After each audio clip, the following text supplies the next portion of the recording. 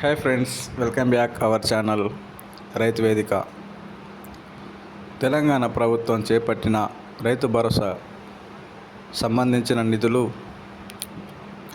జనవరి 26వ తారీఖు గణతంత్ర దినోత్సవం సందర్భంగా జిల్లాల వారీగా కొన్ని గ్రామాలకు అందజేయడం జరిగింది.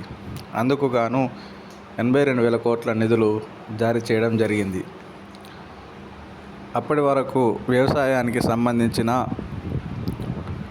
భూమి 1,82,00,000 వరకు ఉందని వ్యవసాయ శాఖ తెలియజేయడం జరిగింది. కొన్ని యూనిట్ల ప్రకారం తీసుకున్న రైతు భరోసా డబ్బులు కొన్ని గ్రామాలకే పరిమితం కావడంతో రైతన్నలు అసహనం వ్యక్తం చేస్తున్నారు.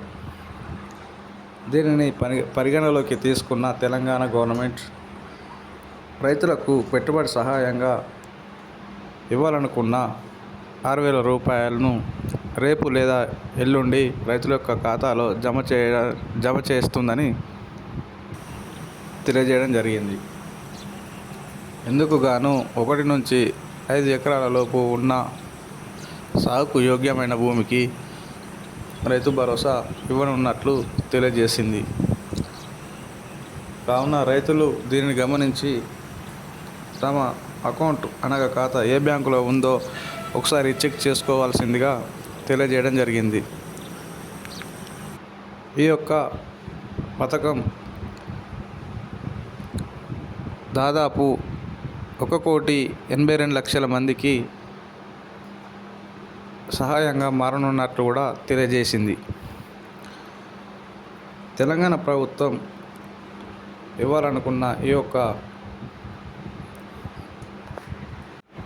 యొక్క నిధులు రేపు లేదా ఎల్లుండి ఖచ్చితంగా రైతులకు అందజేస్తుందని కూడా చెప్పడం జరిగింది. కావున రైతన్నలు దీన్ని గమనించి తమ పంటకు సంబంధించిన పెట్టుబడి సహాయాన్ని చెక్ చేసుకోవాల్సిందిగా కూడా చెప్పడం జరిగింది. ఇటువంటి మరికొన్ని వార్తల కోసం మన ఛానల్ని సబ్స్క్రైబ్ చేయండి.